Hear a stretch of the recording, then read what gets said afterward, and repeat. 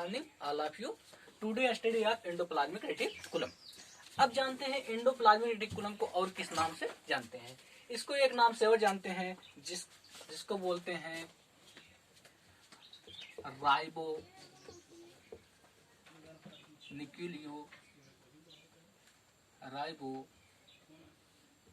Nucleo protein. राइबोन्यूक्लियो protein के नाम से भी एंडोप्लाज्मिक रेटिकुलम को जानते हैं। अब इसकी खोज के बारे में बात करते हैं। दो साइंटिस्ट है। फर्स्ट है Porter and second is the Thompson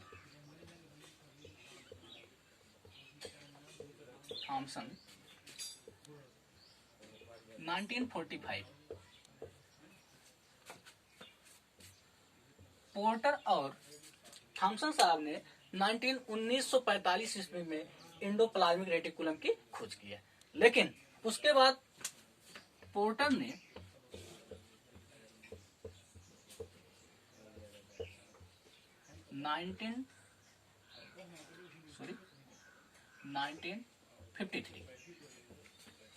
1953 में ही propose the term of endoplasmic reticulum.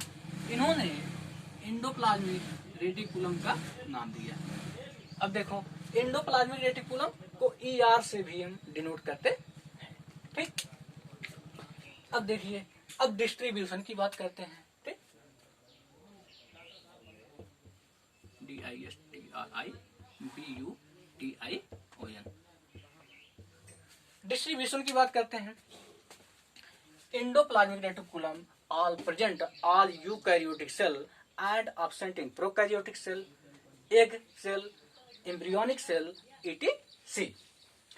जो एंडोप्लाज्मिक रेटिकुलम है वह यूकैरियोटिक सेल में पाई जाती है और प्रोकैरियोटिक सेल में एब्सेंट होती है, एम्ब्रियोनिक सेल में एब्सेंट होती है, एग सेल में एब्सेंट होती है, ठीक। ये इसका हुआ क्या हुआ, डिस्ट्रीब्यूशन हुआ। उसके बाद बात करते हैं मॉर्फोलॉजी की।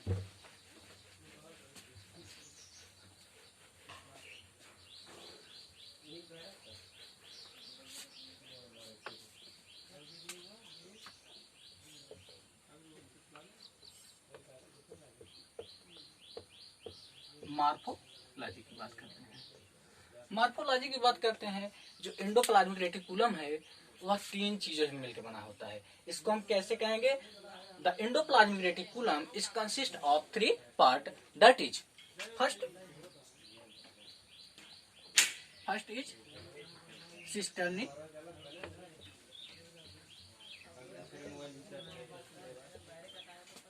सेकंड वेस्किल,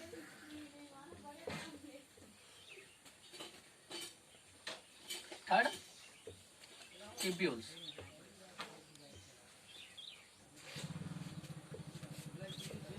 अब देखिए डायग्राम हम नीचे बना रहे हैं। सिस्टर्नी कैसी होती है,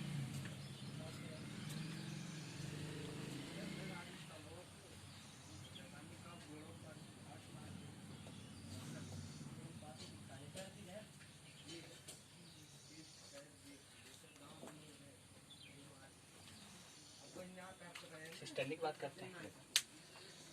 cisternae is a flatted rod shape and elongated structure. और कैसे दिखाई देता, अनब्रांच दिखाई देती, इसमें कोई ब्रांच नहीं है, unbranch and present in bundle of stock. Okay, उसके बाद वेस्किल की बात करते हैं।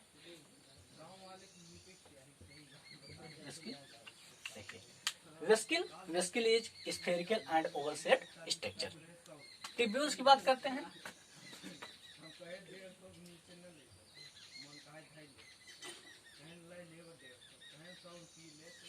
ट्यूब्यूल्स की बात,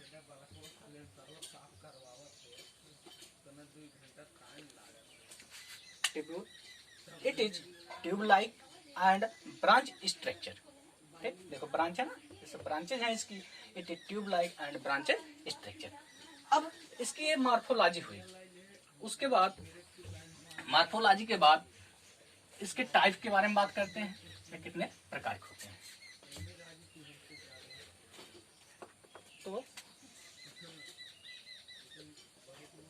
टाइप्स ऑफ एंडोप्लाज्मिक रेटिकुलम। हम शॉर्ट में लिख देना है types of endoplasmic reticulum. Endoplasmic reticulum के प्रकार। एंडोप्लाज्मिक रेटिकुलम दो प्रकार के होते हैं। एंडोप्लाज्मिक रेटिकुलम दो प्रकार के होते हैं। First is smooth endoplasmic reticulum. इसको हम स्मूथ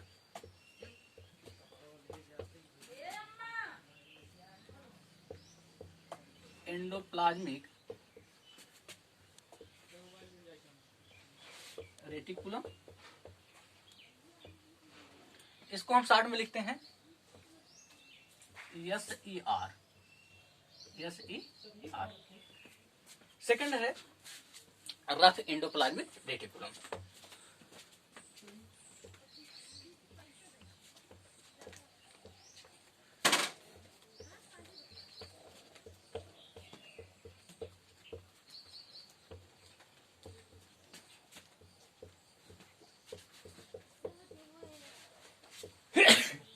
इसको बोलते हैं RER।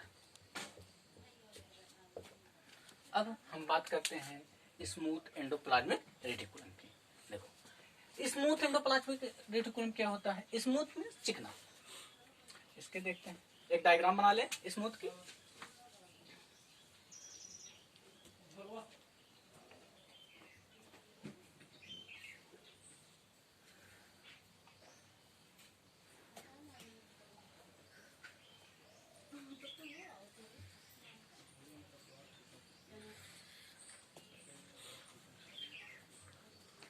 ये क्या है, न्यूक्लियस।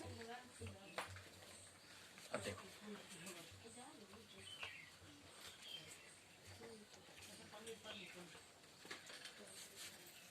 न्यूक्लियोलस है, ठीक।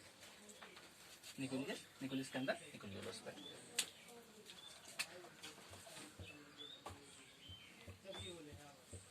SER जिसको बोलते हैं स्मूथ एंडोप्लाज्मिक रेटिकुलम। अब इसको डिफाइन करते हैं। The surface of smooth endoplasmic reticulum is smooth type and does not attach of ribosome because it is not involvement of protein synthesis। जब इसकी सतह क्या है, चिकनी है, उस स्थिति में जो हमारा राइबोसोम है इस पर अटैच नहीं करेगा, जिसलिए प्रोटीन का संश्लेषण नहीं करता है। उसके बाद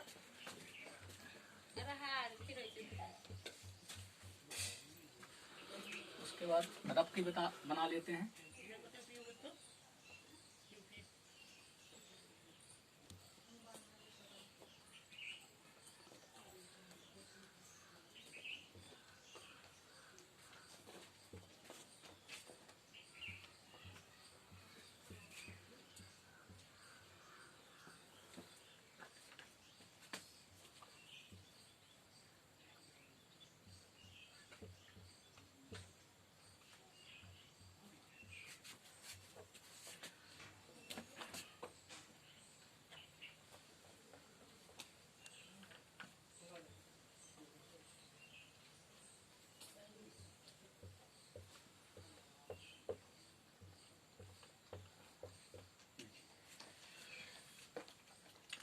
सरफेस की बात करते हैं।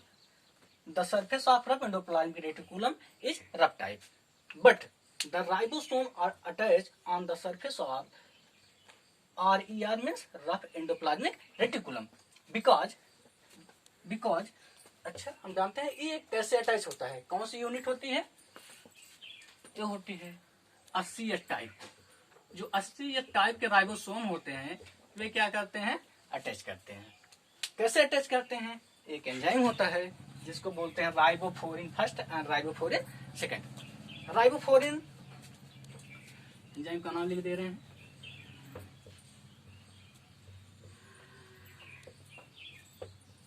Ribophorin first and second.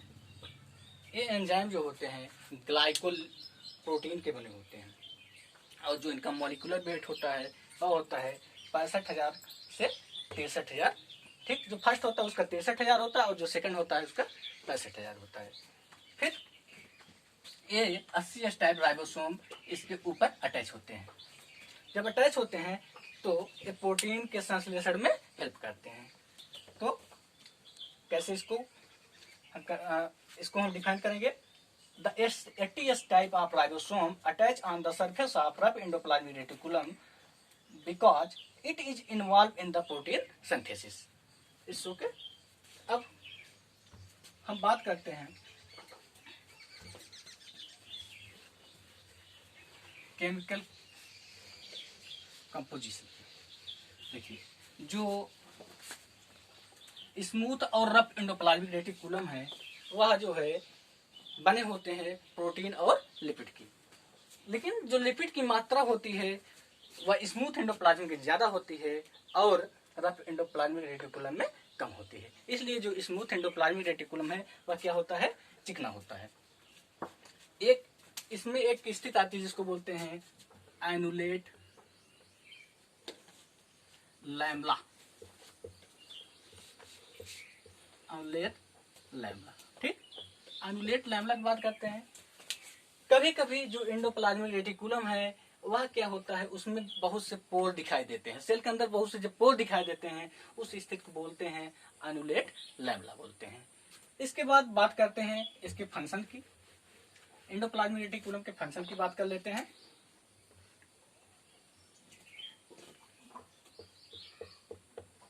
Function, first function क्या है देखिए। Endoplasmic reticulum provide the mechanical support of cytoplasmic matrix. जो साइटोप्लाज्मिक मैट्रिक्स इसमें पाए जाते हैं उसको ये क्या करती है, उसको ये सपोर्ट प्रोवाइड करती है साइटोप्लाज्मिक मैट्रिक्स। सेकंड वर्क देखते हैं। सेकंड वर्क है the endoplasmic reticulum formation of new nuclear membrane during cell division takes place. जब सेल डिवीजन की स्थिति आती है तो यह क्या करती है, न्यू सेल मेम्ब्रेन का फॉर्मेशन करती है।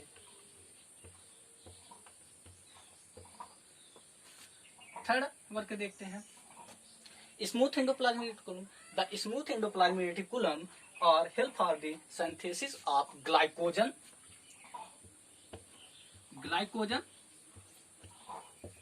कोलेस्ट्रॉल,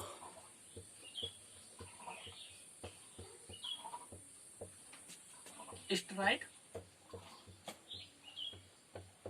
ETC, इन सब का संश्लेषण करता है।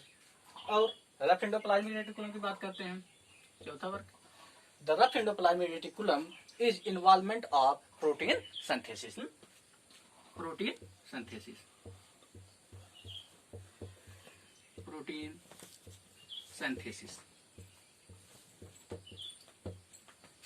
एक वर्क और देख लेते हैं। देखो जो स्मूथ एंडोप्लाज्मिक रेटिकुलम होता है वह क्या करता है, डिटॉक्सिफिकेशन ऑफ लिवर। तो इसको कैसे हम बोलेंगे, इसको कैसे कहेंगे, the smooth endoplasmic reticulum are help for the detoxification of liver. Detoxification का भी कार्य करती है।